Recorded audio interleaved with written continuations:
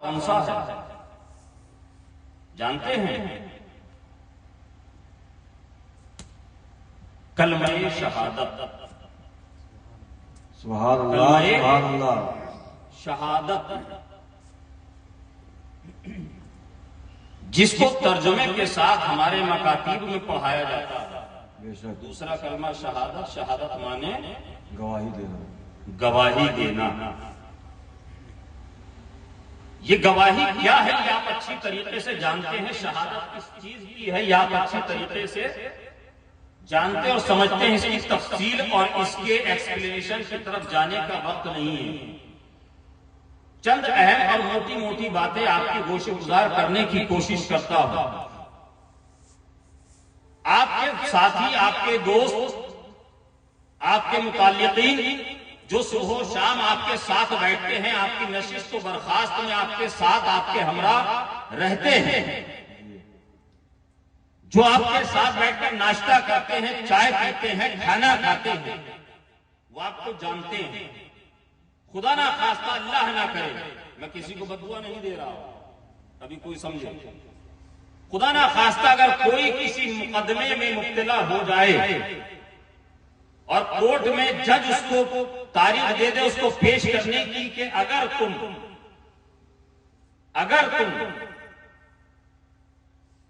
اپنی جانب سے کوئی گواہ پیش کر دو تو ہم تمہیں چھوڑ دیں گے. جی تو آپ کس کو پیش کریں گے؟ آپ کس کو لے کر جائیں گے؟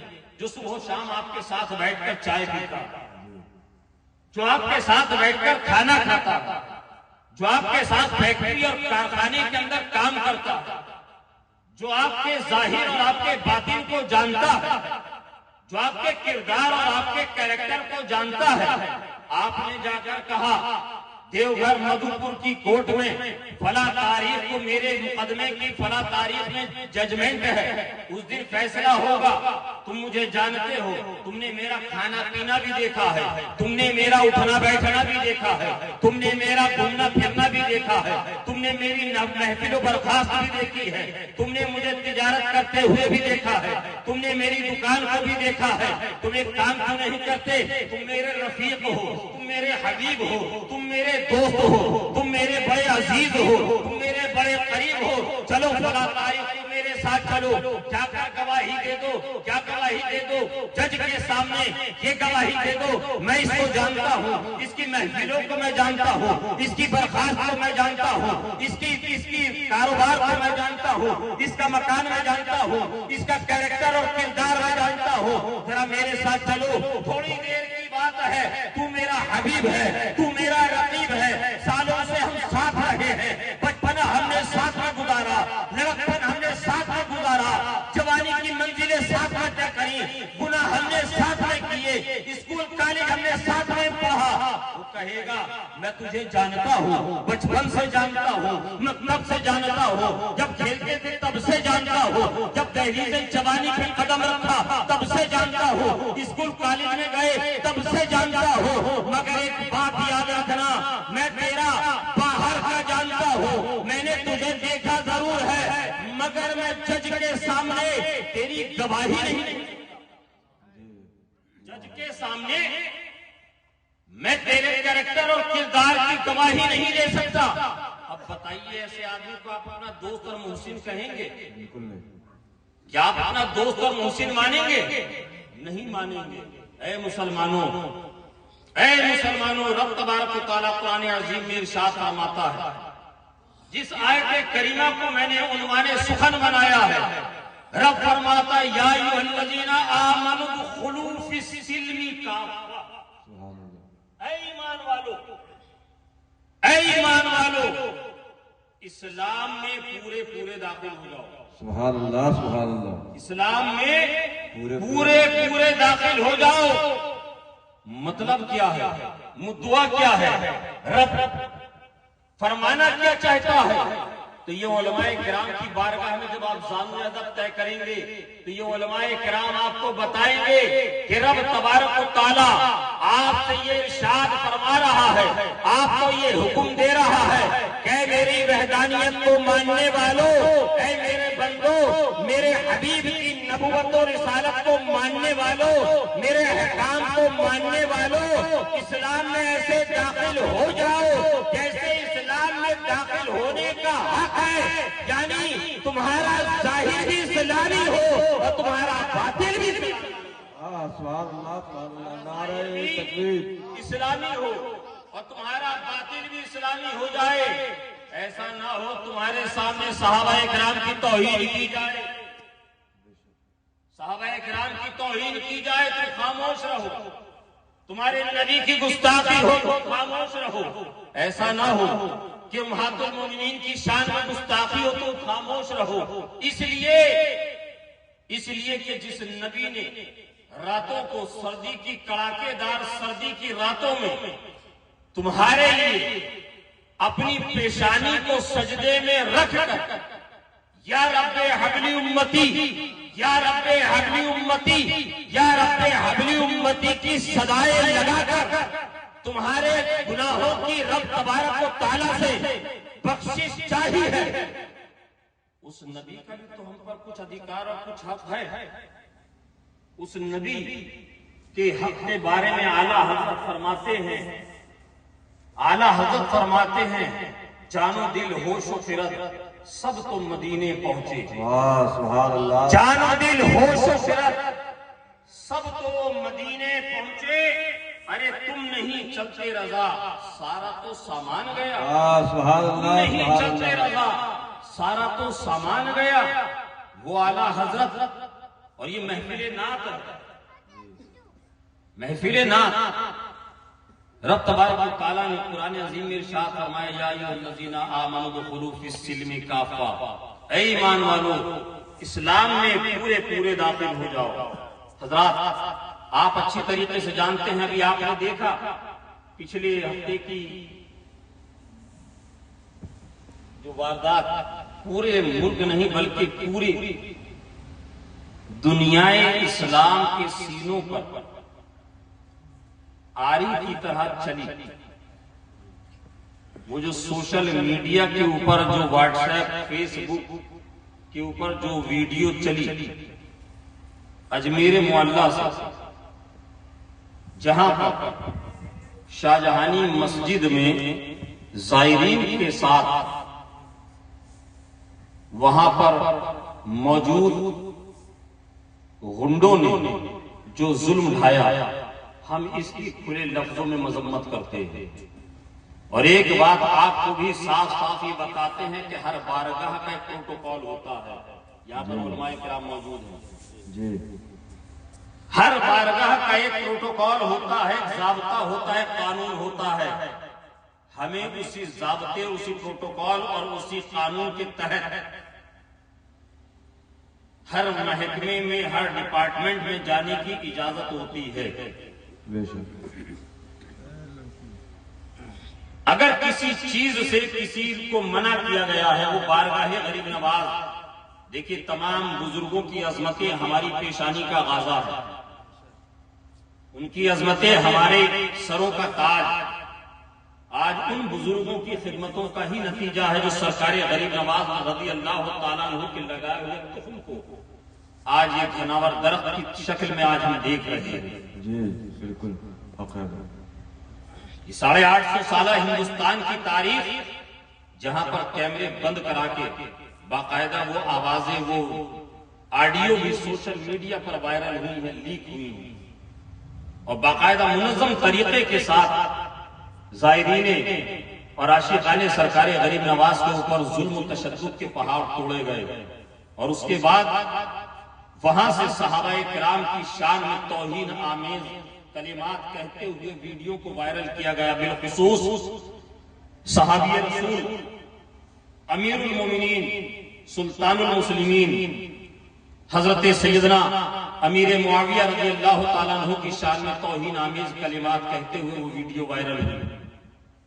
اگر ایک طرف ہم وہاں کے پروٹوکول اور قانون کو توڑنے والوں پر مذمت کر رہے ہیں، تو جن لوگوں نے صحابی رسول کی شان میں گستاخی کی ہے ان کے کڑے لفظوں میں صرف نندا نہیں کرتے ہیں بلکہ ان سے کہتے ہیں کہ آپ توبہ کیجئے، اپنے اس عقیدے سے اس لیے کہ آقا کریم صلی اللہ تعالی علیہ وسلم کا فرمان عالی شان ہے کہ میرے صحابہ ستاروں کی طرح بے شک سبحان میرے اللہ صحابہ ستاروں کی طرح ہے، تم جس کی بھی اقتدا کرو گے ہدایت سبحان اللہ سبحان اللہ بے شک حضرت امیر معاویہ کے وہ فضائل کاتب وحی جی حضور کے سگے، جس کو ہمارے یہاں برادر نسبتی یعنی کہ جس کو سالہ کہتے ہیں، بیوی کا بھائی، ام المومنین حضرت ام حبیبہ کے جو سگے بھائی،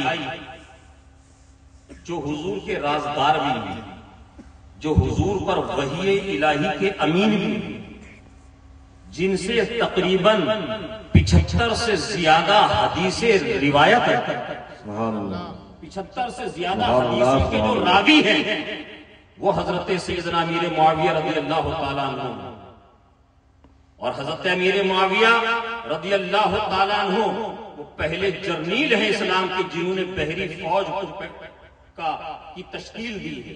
آپ ذرا تاریخ کو حضرت امیر معاویہ کا مطالعہ کیجئے، اور ہم اپنے علماء اور خطبہ سے کہیں گے کہ ذرا حضرت امیر معاویہ رضی اللہ تعالیٰ عنہ کی سیرت پاک کو آپ صحیح طور پر کسی کو چڑھانے کے لیے نہیں، بلکہ اپنے عقیدے کو اور اپنے نبی پاک صلی اللہ تعالیٰ علیہ وسلم کے فرمان کے مطابق، اپنے نبی کے فرمان کے مطابق سرکار کے صحابہ کی شانوں کو عوام پہ ظاہر کرنے کے لیے، عوام پہ ظاہر کرنے کے لیے ضروری ہے کہ صحابہ کرام امہات المومنین پر تقریریں ہوں۔ یہ روایتی انداز اور روایتی تقریروں سے تھوڑا سا ہمیں ہٹنا پڑے گا، اس سلسلے کو ہمیں توڑنا پڑے گا، اس سے ہمیں تھوڑا باہر آنا پڑے گا۔ جو جہاں جیسی محفل ہو اس کے مطابق ہمیں گفتگو کرنی ہوگی، ویسے ہی نعت خوانی اور ویسے ہی کلام پڑھنے ہوں گے، بے شک تاکہ جہاں ہم جا رہے ہیں اس بارگاہ کا، اس جگہ کا بھی ادب اور وہاں کا پروٹوکول اور وہاں کا قانون ضابطہ نہ ٹوٹے، اور آپ کا جانا وہاں پر رائے گا نہ جائے۔ آپ نے دیکھا، اور میں مبارکباد یہاں پر یہ بھی پیش کرتا ہوں کہ آپ نے دیکھا اعلیٰ حضرت فاضل بریلوی رحمۃ اللہ علیہ کے نبیرہ قائد اہل سنت حضرت علامہ اسجد رضا خان صاحب جانشین حضور تاج الشریعہ مدد اللہ علیہ، ان کے اپنے داماد مولانا سلمان حسن خان صاحب جو وہاں اجمیر معلیٰ چھٹی شریف میں حاضر ہوئے اور جا کر سرور چشتی سے ملے، جنہوں نے بعد میں یہ بیان جاری کیا کہ بھیڑ کی وجہ سے اچانک میں پہنچ گیا، لیکن جب دوسری تصویریں اور وائرل ویڈیو سامنے آئی، بیٹھ کر ہنسی ٹھٹولے کرتے ہوئے حضرت صاف نظر آئے، میاں صاف نظر آئے، قائدانہ کردار ادا کرتے ہوئے۔ یہ بھی نہیں سوچا اعلیٰ حضرت کے شہزادے نے کہ یہ میرا سگا داماد اور سسر کا حضرت بڑا نازک رشتہ ہوتا ہے۔ جو بیٹی والے ہیں داماد والے ہم اچھی طریقے سے جانتے ہیں کہ کہیں میرے ذرا سا سخت لہجہ، ذرا سا سخت قدم کہیں ایسا نہ ہو میری بیٹی کی خوشی بھری زندگی میں زہر گھول ڈالے۔ اسجد میاں نے اس کی پرواہ نہیں کی، بلکہ وہ کام کیا جو ان کو کرنے کا حق تھا۔ جس مسند پہ تاج الشریعہ کی وہ بیٹھے ہیں، اس پر بیٹھنے کا جو حق تھا وہ انہوں نے ادا کیا، مبارکباد کے لائق ہے۔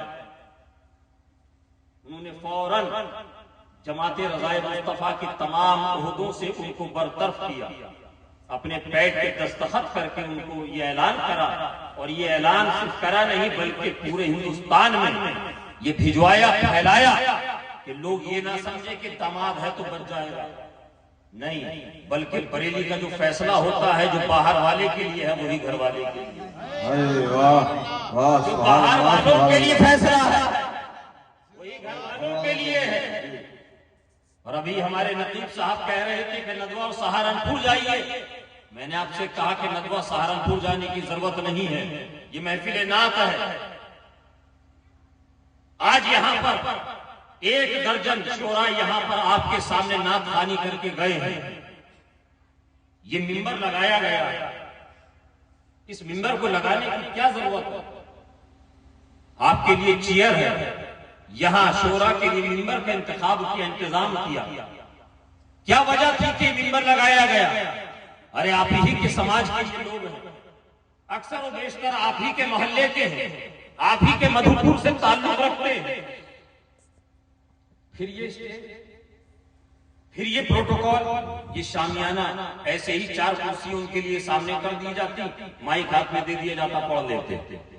مگر یہ ممبر نعت خوانوں کے لیے لگانا بھی کسی اور کی نہیں بلکہ ہمارے اور آپ کے آقا کی سبحان اللہ سبحان اللہ۔ اور نعت خوانی کر رہے ہیں یہ شورائے کرام 1450 سال پہلے جی ایک نعت خانے کھڑے ہو کر بارگاہ مصطفیٰ میں عریضہ پیش کیا، یا رسول اللہ صلی اللہ تعالی علیہ وسلم، میں آپ کی شان میں چند مصرے کہنا چاہتا ہوں، اجازت ہے؟ یا رسول اللہ اجازت ہے؟ صحابہ اکرام ہے، حضرت سیدنا صدیق اکبر بھی، حضرت سیدنا فاروق اعظم بھی، حضرت سیدنا عثمان ذو النورین بھی، حضرت سیدنا مولا کائنات بھی عشرہ مبشرہ ہے، صحابہ اکرام کی مقدس جماعت ہے۔ آقا کو ارشاد فرمانا چاہیے تھا کہ میرے غلام ہیں، میرے چاہنے والے، کھڑے ہو جاؤ پڑھو، کھڑے ہو جاؤ پڑھو، بلکہ نہیں، تاریخ بتاتی ہے آقا نے فرمایا کہ ٹھہرو، پہلے ایک منبر کا انتظام کرو، اور اس خوش نصیب شاعر کا نام، اس خوش نصیب شاعر کا نام حضرت سیدنا حسان ابن ثابت سبحان اللہ سبحان اللہ۔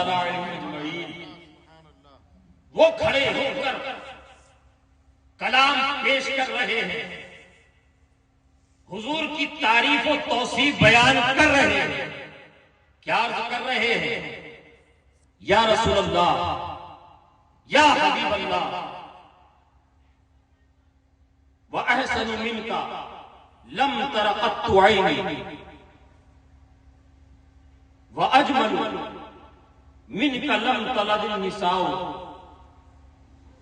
خُلِقْتَ مُبَرَّأً مِنْ كُلِّ عَيْبٍ، خُلِقْتَ مُبَرَّأً مِنْ كُلِّ عَيْبٍ كَأَنَّكَ قد خلقتا کما تشاء۔ سبحان اللہ سبحان اللہ۔ میں نے عربی میں پڑھے وہ شعر جو سرکار حسان ابن ثابت نے پڑھے، جس کا ترجمہ مفہوم مطلب ہے، یا رسول اللہ صلی اللہ تعالی علیہ وسلم، آپ سے زیادہ حسین میری آنکھوں نے نہیں دیکھا، سبحان اللہ۔ اور یا رسول اللہ میری آنکھیں آپ سے زیادہ حسین و جمیل دیکھتی بھی کیسے کہ کسی ماں نے آپ سے زیادہ حسین و جمیل کسی کو پیدا ہی نہیں۔ سبحان اللہ سبحان اللہ۔ اور یا رسول اللہ، یا حبیب اللہ، خلقت مبرم من، سبحان اللہ۔ یا رسول اللہ، آپ کو آپ کے رب نے، آپ کو آپ کے رب نے ایسا پیدا کیا، ایسا تخلیق کیا، ایسا بنایا، گویا جیسا آپ چاہتے تھے، سبحان اللہ۔ گویا جیسے آپ چاہتے تھے۔ یہ آج اگر مدھوپور کے شعرا یہ شعر پڑھتے تو ہو سکتا تھا کہ کوئی کہتا کہ آپ نے بہت زیادہ حضور کی تعریف میں ایسے لفظوں کا استعمال کر لیا کہ بہت زیادہ بڑائی ہو گئی۔ یہ بریلی سے اگر ہوتا تو ممکن تھا کہ کوئی مانتا کوئی نہ مانتا، مگر یہ کون بیان کر رہا ہے، یہ کون پڑھ رہا ہے، یہ کون لکھ رہا ہے؟ یہ حسان ابن ثابت صحابی رسول ہے، اور یہ حضور کی غیر موجودگی میں نہیں بلکہ حضور کی موجودگی میں، حضور کی ظاہری حیات طیبہ میں، حضور کے منبر دیے ہوئے منبر پہ کھڑے ہو کر یہ انہوں نے مصرے پڑھے، اور حضور نے فرد مسرت میں ان کو داد و تحسین اور دعاؤں سے نوازا۔ سبحان اللہ سبحان اللہ۔ یہ حضرت حسان ابن ثابت کا عقیدہ کہ یا رسول اللہ، آپ سے زیادہ حسین و جمیل میری آنکھ نے نہیں دیکھا، آپ سے زیادہ حسین و جمیل کسی ماں نے پیدا نہیں کیا، اور پیدا کرتی بھی کیسے یا رسول اللہ، کہ آپ کو آپ کے رب نے ایسا بنایا جیسا کہ آپ چاہتے تھے، جیسا آپ چاہتے تھے۔ میرا رب خالق کائنات ہے، میرا رب اس عالم میں، عالمین میں 18,000 مخلوقات کو پیدا فرمانے والا ہے۔ اس نے جس مخلوق کو جس حال میں چاہا پیدا کر دیا، جیسا چاہا اس نے اس کو بنا دیا۔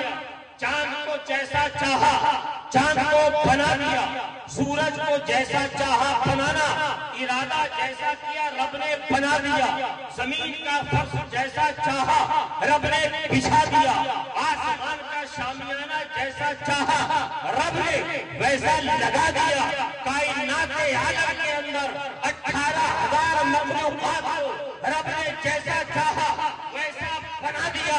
حضرت آدم علیہ السلام کو جیسا چاہا رب نے بنا دیا۔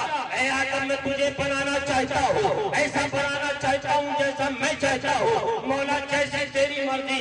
گویا حضرت حسان ابن ثابت یہ عقیدہ دے رہے ہیں، یہ نظریہ دے رہے ہیں، یہ فکر دے رہے ہیں، یہ عقیدہ بیان کر رہے ہیں۔ یا رسول اللہ، حضرت آدم کو رب نے جب بنانا چاہا، جب تخلیق کرنا چاہا، اے آدم میں تجھے بنانا چاہتا ہوں، اے مولا ایسا بنا دے جیسا تو چاہتا ہے۔ اے ابراہیم میں تجھے بنانا چاہتا ہوں، اے خلیل میں تجھے بنانا چاہتا ہوں، مولا ایسا بنا دے جیسا تو چاہتا ہے۔ اے نوح میں تجھے پیدا کرنا چاہتا ہوں، تجھے بنانا چاہتا ہوں، اے مولا ایسا بنا دے جیسا تو چاہتا ہے۔ اے اسماعیل میں تجھے بنانا چاہتا ہوں، کیسا بنائے گا؟ اے مولا جیسا تو چاہتا ہے مجھے ایسا بنا دے۔ اے موسیٰ میں تجھے بنانا چاہتا ہوں، ایسا بناؤں گا جیسا میں چاہوں گا۔ اے عیسیٰ میں تجھے بناؤں گا، ایسا بناؤں گا۔ اے مولا کیسا بنائے گا؟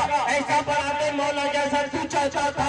18,000 عالمین کی مخلوقات کو رب نے جیسا چاہا بنا دیا۔ میں نہیں کہہ رہا، یہ علماء کرام بیان نہیں کر رہے، یا اللہ حضرت نے نظریہ نہیں دیا ہے، یہ بریلی کا دیا ہوا نظام لا فتویٰ نہیں ہے، یہ بریلی کا دیا ہوا نظریہ نہیں ہے، بلکہ حضرت حسان ابن ثابت فرما رہے ہیں۔ حضرت حسان ابن ثابت کیا نظریہ دے رہے ہیں، کیا عقیدہ دے رہے ہیں؟ یا رسول اللہ صلی اللہ تعالیٰ علیہ وسلم، اے پیارے آقا، اے ہمارے داتا، اے ہمارے میاں، اے ہمارے بابا، اے ہمارے ہادی، اے رسول پاک صاحب الاولاد، باعث تخلیق کائنات، جب پورے کائنات کو رب نے بنا دیا اور جب باری آئی آپ کی تخلیق کی، کہیے سبحان اللہ، سبحان اللہ، سبحان اللہ۔ جب آپ کو بنانے کی باری آئی تو گویا حضرت حسان ابن ثابت یہ کہنا چاہ رہے ہیں، رب نے فرمایا اے حبیب میں نے آدم کو بنایا ایسا جیسا میں چاہتا تھا، میں نے نوح کو ایسا بنایا جیسا میں چاہتا تھا، میں نے خلیل کو ایسا بنایا جیسا میں چاہتا تھا، میں نے اسماعیل کو ایسا بنایا جیسا میں چاہتا تھا، میں نے موسیٰ کلیم اللہ کو ایسا بنایا جیسا میں چاہتا تھا، میں نے عیسیٰ روح اللہ کو ایسا بنایا جیسا میں چاہتا تھا، میں نے چاند و سورج کے قندیلوں کو ایسا روشن کیا جیسا میں رب چاہتا تھا، میں نے زمین کا فرش ایسا بچھایا جیسا میں رب چاہتا تھا، میں نے آسمان کا شامیانہ ایسا لگایا جیسا میں رب چاہتا تھا۔ اے پیارے 18,000 مخلوقات کو عالمین میں وجود بخش دیا گیا ہے۔ اے پیارے اب تیری باری ہے، اے پیارے اب تجھے تخلیق دینے کی باری ہے، تجھے بنانے کی باری ہے۔ اے پیارے میں نے 18,000 مخلوقات کو تو ایسا بنا دیا جیسا میں چاہتا تھا، مگر اے پیارے تو بتا تجھے کیسا بناؤں، اے پیارے تو بتا کیسا بتاؤں۔ یہ حضرت حسان ابن ثابت فرما رہے ہیں، اے پیارے تیری پریشانی کو کیسا بناؤں، سبحان اے اللہ۔ پیارے تیری پریشانی کو کیسا بناؤں۔ یہ حضرت حسان ابن ثابت نے 1400 سال پہلے کہا تھا، اور 14 صدی کے بعد بریلی میں پیدا ہونے والے کاشف نے یوں بیان کیا، جس کے ماتھے شفاعت کا صحرا رہا، اے واہ، جس کے ماتھے سے شفاعت کا صحرا رہا، اس جبین سعادت پہ لاکھوں سلام۔ اے پیارے تیرے لمحہ مقدس کیسے بناؤں۔ حضرت حسان ابن ثابت رضی اللہ تعالیٰ عنہ نے جو عقیدہ دیا اور اس عقیدے اور اس نظریے کی ترجمانی بریلی کے قلندر نے یوں بیان کی کہ جب رب نے فرمایا ہوگا اے حبیب تیرے لبوں کو تیرے ہونٹ کو کیسا بناؤں؟ تو بریلی کے تاجدار نے یوں عرض کیا پتلی پتلی گلے قدس کی پتیاں، پتلی پتلی گلے قدس کی پتیاں، ان لبوں کی نزاکت پہ لاکھوں سلام۔ اے پیارے تیرے کان کیسے بناؤں؟ اے پیارے تیرے کان کیسے بناؤں؟ بریلی کا تاجدار یوں عرض کرتا ہے دور و نزدیک کے سننے والے وہ کان لالے کرامت پہ لاکھوں سلام۔ اے پیارے تیری آنکھوں کو کیسا بناؤں؟ گویا مصطفیٰ نے بارگاہ خدا میں عریضہ کیا ہوگا، اور وہ عریضہ بریلی کے تاجدار نے یوں فرمایا، وہ عریضے کی اس عریضے کی تعبیر بریلی کے قلندر نے یوں بیان کی کہ پتلی پتلی گلے قدس کی پتیاں، ان لبوں کی نزاکت پہ لاکھوں سلام۔ اور ان ابروؤں کے بارے میں اعلیٰ حضرت نے آنکھوں کے بارے میں فرمایا جس طرف اٹھ گئی دم میں دم آ گیا، جس طرف اٹھ گئی دم میں دم آ گیا، اس نگاہ عنایت پہ لاکھوں سلام۔ جب بازوؤں کو بنانے کی بات آئی ہوگی، رب نے اپنے حبیب سے یہ ارشاد فرمایا ہوگا پیارے تیرے بازوؤں کو کیسا بناؤں؟ بریلی کے تاجدار نے یہ نظریہ دیا کہ مصطفیٰ گویا یوں عرض کر رہے ہوں گے، مصطفیٰ نے جو عرض کیا ہوگا اپنے رب کی بارگاہ میں، اس نظریے اس عقیدے کی ترجمانی بریلی کے تاجدار نے یوں کی جس کے بازو کے جس کو بارے دو عالم کی پرواہ نہیں، جس کو بارے دو عالم کی پرواہ نہیں، ایسے بازو کی قوت پہ لاکھوں سلام۔ اے پیارے تیرا شکم کیسا بناؤں؟ تیرا پیٹ کیسا بناؤں؟ بریلی کے تاجدار نے کہا کل جہاں مل جوہر چوکی روٹی غذا، کل جہاں مل جوہر چوکی روٹی غذا۔ ارے اس شکم کی قناعت پہ لاکھوں سلام۔ نظریہ 1400 سال پہلے حضرت حسان نے دیا کہ اے حبیب یا رسول اللہ آپ کے رب نے ایسا آپ کو بنایا جیسا کہ آپ چاہتے تھے۔ اس عقیدے اس نظریے کو 14 صدی کے بعد جس نے پیش کیا اسی کا نام امام احمد رضا خان۔ نعرہ تکبیر، کھڑے ہو کے نعرہ لگا، نعرہ تکبیر، نعرہ رسالت، فیضان حضور صدر الفاضل، فیضان حضور صدر العلماء، فیضان حضور فدائے ملت، حضور نجم العلماء، فیضان اعلیٰ حضرت، نعرہ تکبیر۔ تمام کرتے ہوئے نبی اعظم نے فرمایا کہ ندوہ والوں سے جا کر پوچھو، سہارنپور سے جا کر پوچھو، کیا ضرورت ہے میں پوچھنے کی؟ یہ علماء اہل سنت اللہ ان کو سلامت رکھے، یہ بتائیں گے اعلیٰ حضرت کیا ہے۔ اور اب تو ہم بوانگ دوہل کہتے ہیں، علل اعلان کہتے ہیں، آپ دنیا کے ایک سرے سے لے کر دوسرے سرے تک چلے جائیں، پورب سے لے کر پشچم تک چلے جائیے، اتر سے لے کے دکشن تک چلے جائیے، جہاں جہاں بھی مسلمان رہتے ہو، جس زبان اور جس کلچر کے ماننے والے ہو، پچھلی 2-2.5-3 صدیوں کا 2-3 صدیوں پر مشتمل جو میرا اپنا ذاتی مطالعہ ہے، جو علماء کی بارگاہ میں زانو ادب تحقیق نجم الدین نے جانا ہے، جو حضور صدر الافاضل کی بارگاہ کی جارو کشی اور غلامی کر کے سمجھا، کوئی یہ نہ سمجھے کہ یہ حضرت کیسی بات کہہ کے چلے گئے، پہلے دیکھیے فلاں صاحب گزرے ہیں، ان کو دیکھیے وہ بزرگ صاحب وہ حضرت گزرے ہیں۔ میں پچھلی 2-2.5-3 صدیوں کی بات کر رہا ہوں۔ ایک پوری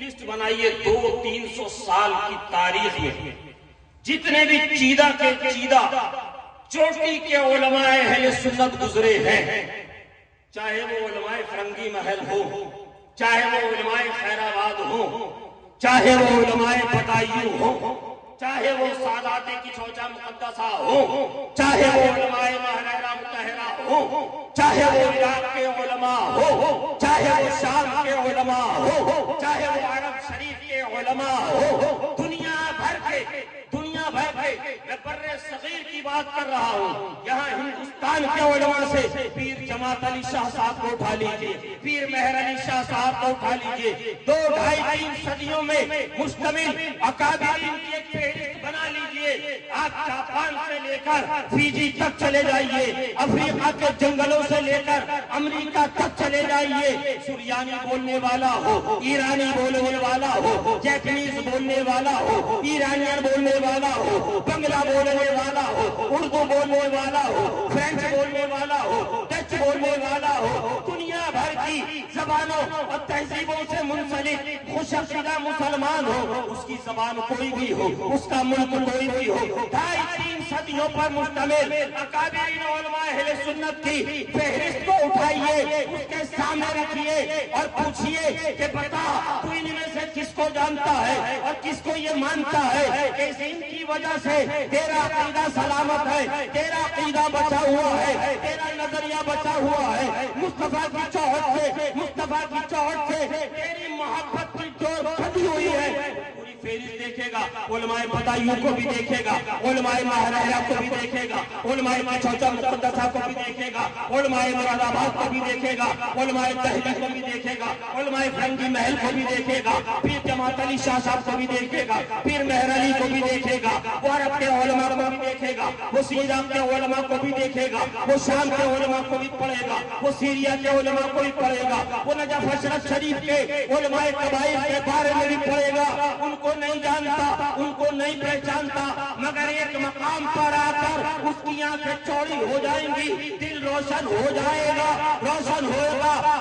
جب ایک نام آئے گا بریلی کے قلندر امام احمد اللہ خان کا, وہ کہے گا میں ان کو نہیں جانتا, ان کی زبان نہیں جانتا, ان کا ملک نہیں جانتا, ان کا عقیدے کے بارے میں یہ جانتا ہوں کہ اعلیٰ حضرت ہندوستان میں پیدا ہونے والا ایک مرد قلندر ہے جو بریلی کی زمین پر پیدا ہوا, جس کا نام احمد رضا تھا, خان گھر میں پیدا ہوا, پٹھان قبیلے میں پیدا ہوا, نقی علی خان کے گھر میں پیدا ہوا, مصطفیٰ رضا کا باپ تھا, حامد رضا کا باپ تھا, اختر رضا خان کا پردادا تھا. میں ان کو نہیں مانتا, میں ان کو نہیں جانتا, مگر سنو ہمارے عقیدے کی جو کھیتی ہری ہے وہ کسی اور کی وجہ سے نہیں ہے, وہ بریلی کے قلندر امام احمد رضا خان.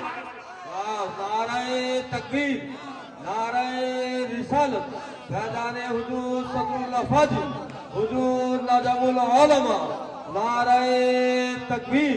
زندہ باد, زندہ تم کو کیا علم کہ فیضان عقیدت کیا ہے, چشم دل ہو تو نظر آئے حقیقت کیا ہے, تانزل ہوتے ہوئے خاک کی تربت کیا ہے, اہل حاجات سے پوچھو کہ عقیدت کیا ہے. واہ, اپنے گھر چھوڑ کے آہام کی تھیلی آئے, اپنے گھر چھوڑ کے آہام کی تھیلی آئے, تو چشموں سے کہو سیدھے بھرے.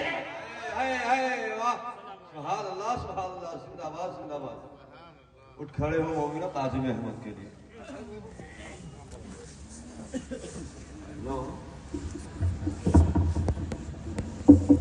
مصطفیٰ جان رحمان